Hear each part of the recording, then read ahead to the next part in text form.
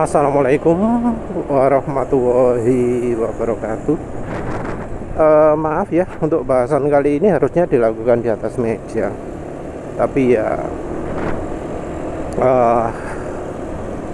ya penulis jelaskan di atas sepeda motor aja ya.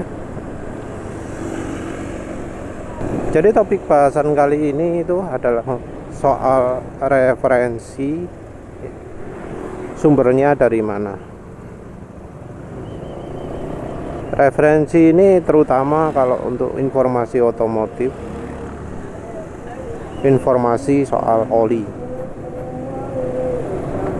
Kalau untuk otomotif, orang itu sering pakai acuan dari misalnya website resminya otomotif, seperti misalnya dari websitenya Honda, Yamaha, Suzuki, Toyota, Mazda dan seterusnya. Untuk soal Kulan dari websitenya Kulan. Untuk soal aditif bensin, websitenya aditif bensin. Untuk soal oli, websitenya oli. Tapi sebaiknya ya jangan dimakan mentah-mentah informasi yang ada di website resmi tersebut,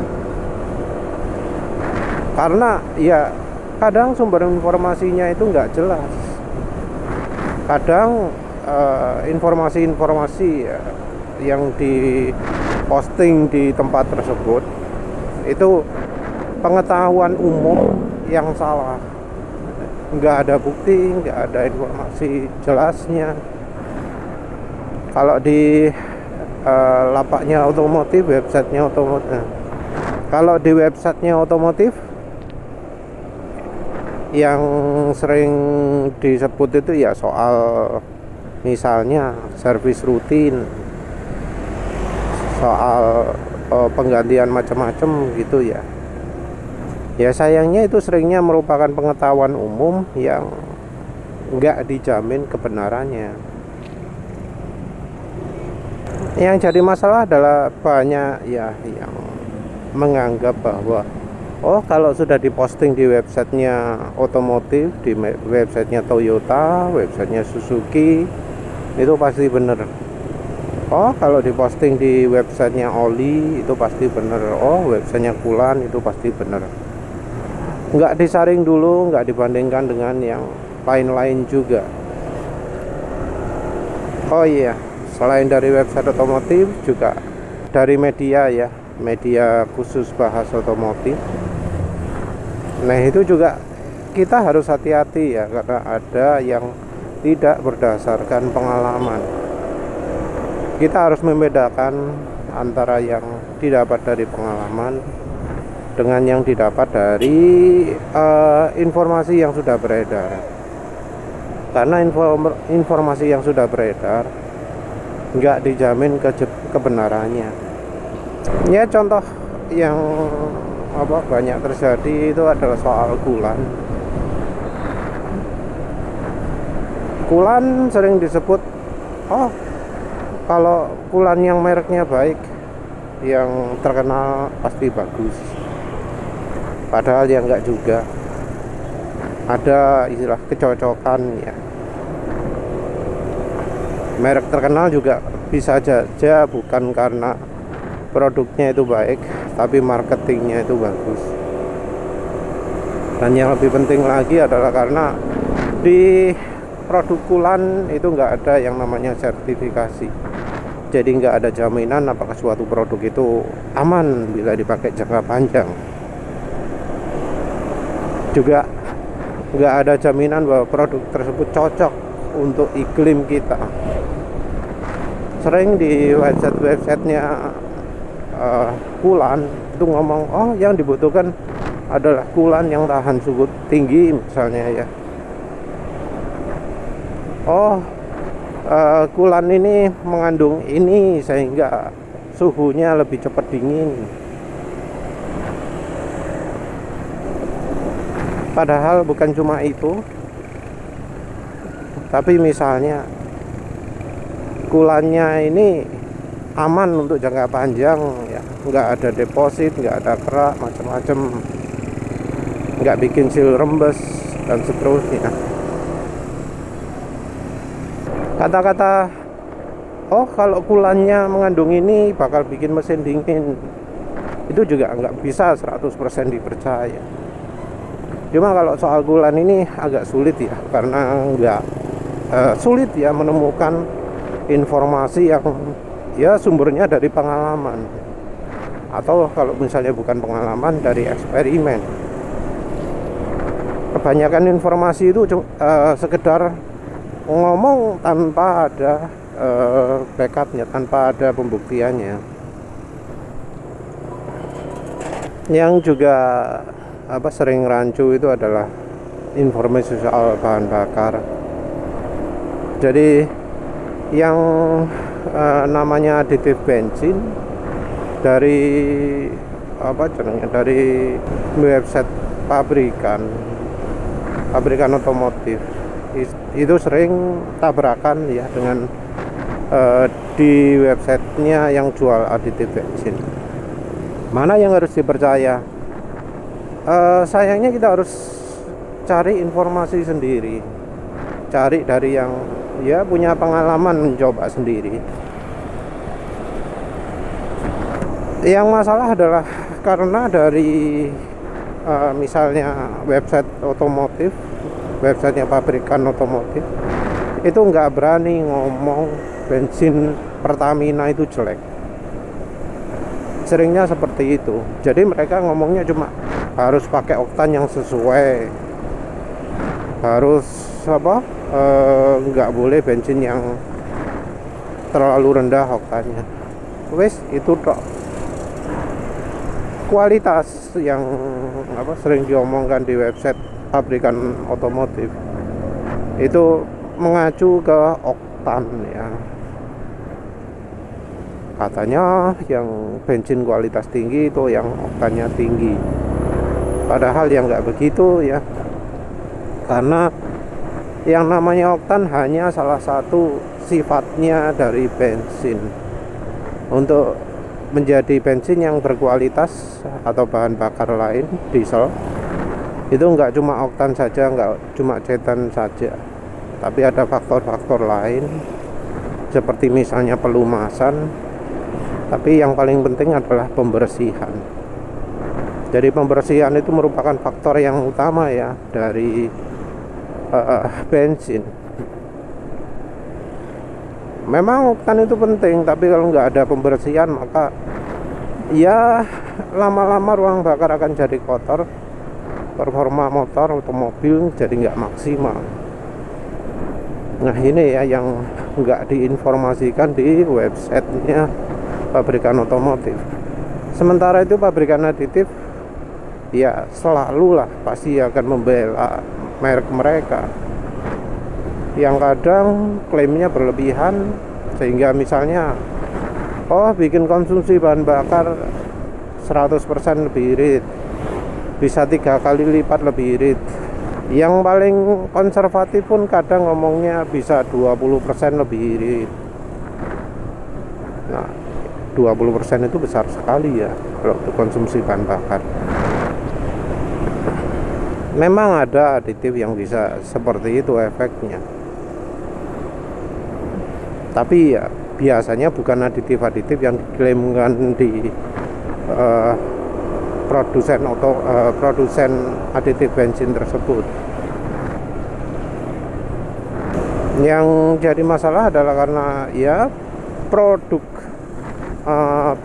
produk aditif bensin itu tidak diproduksi berdasarkan bensin tertentu. Padahal yang namanya aditif bensin itu harus disesuaikan dengan formulanya bensin tertentu. Jadi aditif yang untuk Pertamax ya nggak bisa diterapkan untuk Pertalite, aditif untuk Pertalite yang nggak bisa diterapkan untuk Pertamax. Yang bikin repot lagi adalah kalau produk Pertamina itu bensinnya bisa berubah formula, bisa berubah 180 derajat seperti yang sekarang terjadi di Pertamax.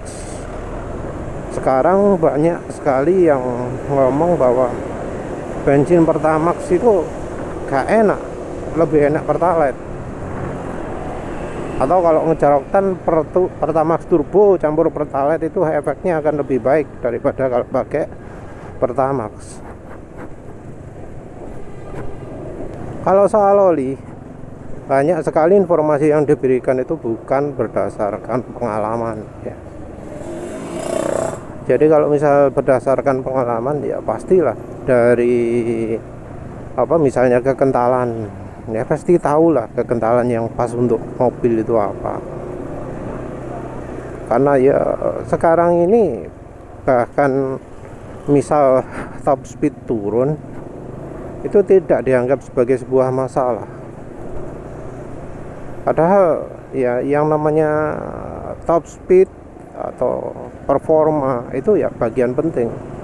Sampai ada ya yang ada mobil cc 1500 nggak bisa lari di atas 100 gara-gara oli.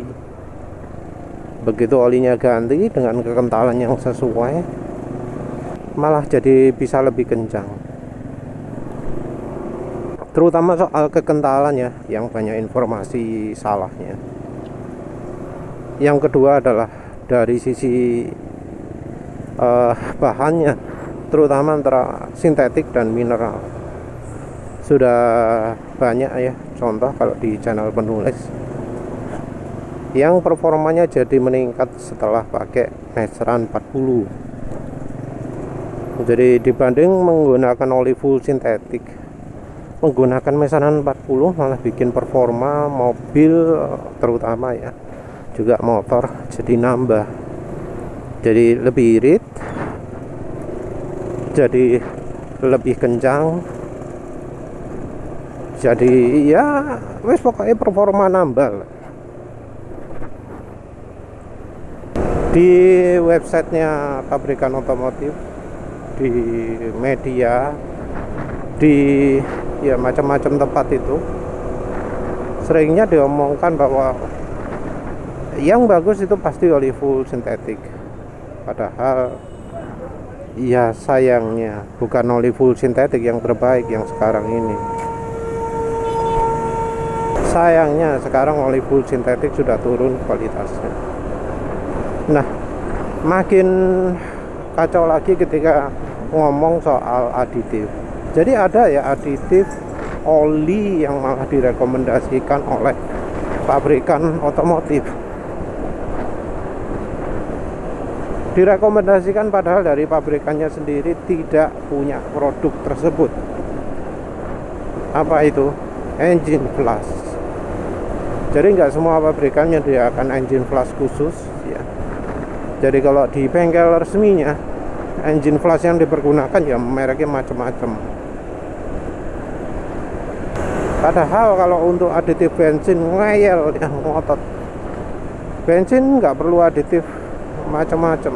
Kalau ada nyampur aditif maka garansi akan hangus. Nah, justru kalau oli mesin ya nggak ada bicara seperti itu. Nggak ada yang ngomong wah kalau pakai aditif oli ya engine flush itu bakal merusak garansi. Gak ada sih ngomong kok ngono.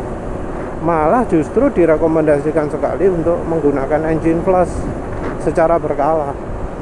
Itu dari pabrikan otomotif, dari website pabrikan otomotif. Dan ya ketika pabrikan itu nggak punya produknya, jadi mengeluarkan produknya.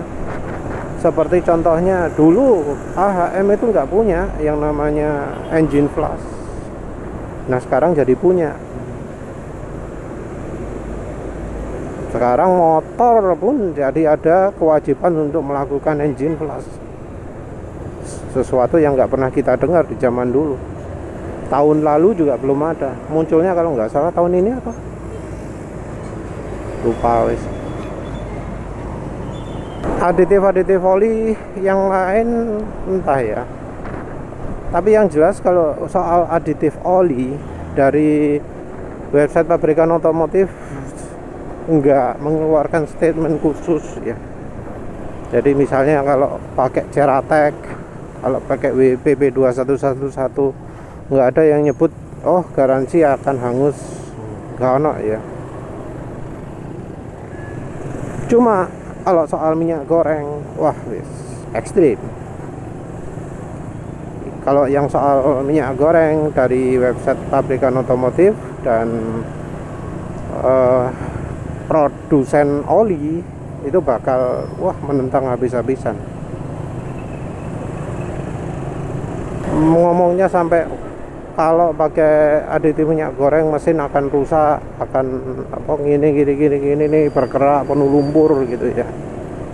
Padahal ya seperti kita tahu, minyak goreng itu justru jadi kunci mereka-mereka yang mesinnya berlumpur. Yang mesinnya berlumpur pakai campuran minyak goreng, ternyata mesinnya makin lama makin bersih. Terus kendaraan yang asalnya boros jadi lebih irit. Yang asalnya nggak bisa kencang jadi bisa kencang. Getaran jadi minim, suara mesin jadi halus. Dan itu dilakukan tanpa perlu melakukan overhaul, nggak perlu turun mesin. Yang kalau untuk mobil biayanya bisa sampai belasan juta ya, ada. Kalau sampai cuma 5 juta biasanya itu banyak diskonnya. Misalnya seal-sealnya pakai KW. Yang namanya turun mesin overhaul juga rawan malpraktek ya. Jadi bisa aja salah pasang sensor. Yang parah kalau sampai salah pasang mekaniknya, yang kemudian bisa menyebabkan penyakit berkepanjangan. Jadi nggak mudah melakukan overhaul itu. Harus ke orang yang betul-betul tahu persis cara instalasi mesin tersebut. Yang bikin parah lagi adalah ketika website pabrikan otomotif, juga website oli, memberikan informasi soal minyak goreng itu nggak tepat ya, ngawur. Ya kadang memang ya seringnya mereka mengutip dari media. Medianya sendiri ambil sumber misalnya dari MASAPI, Masyarakat Asosiasi Anti Pelumas Indonesia gitu ya. Nah, yang jadi problem adalah informasi yang diberikan itu asal ngomong. Salah satu contohnya adalah minyak goreng itu mengandung gliserol. Padahal ya ketika menunjukkan bahan-bahan yang terkandung pada minyak goreng, nggak pernah ada yang sampai nyebut ada gliserol juga. Kalau pabrik minyak goreng menyebutkan kandungannya, nggak ono nyebut kata-kata gliserol. Apalagi kemudian ternyata sifat dari gliserol itu ya nggak sama dengan minyak goreng. Seperti misalnya ada yang ngomong, oh gliserol itu warnanya bening, rasanya manis. Apa itu ciri-ciri dari minyak goreng? Menyebut gliserol itu mudah bercampur air. Nah, apakah itu ciri dari minyak goreng? Informasi lain adalah misal minyak goreng itu mudah sekali jadi teroksidasi, cepat hitam gitu ya. Padahal kalau kita lakukan uji ya, minyak goreng justru lebih tahan panas daripada oli mesin. Ya intinya ya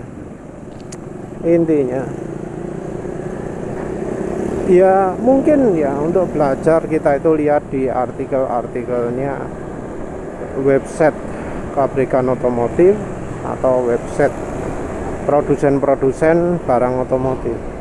Tapi kita harus jangan 100% percaya. Kita harus cari yang berdasarkan pengalaman, yang berdasarkan eksperimen.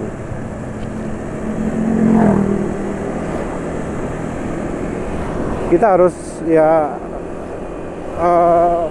membandingkan ya dengan misalnya di grup-grup gitu ya, yang sudah pernah membandingkan sendiri antara merek ini dengan merek ini, antara misalnya kekentalan ini dengan kekentalan ini. Kalau soal oli kita juga harus memperhatikan orang itu hidup di mana, cara pemakaian kendaraannya bagaimana. Yang kerjanya ngojek ya beda dengan yang hobi ngebut siang hari. Yang ngebut siang hari juga harus membedakan dengan yang hobi ngebutnya di subuh-subuh.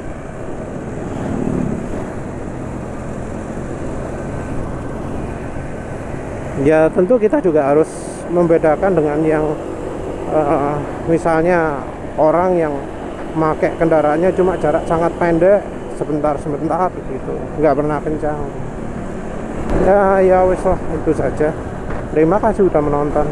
Assalamualaikum warahmatullahi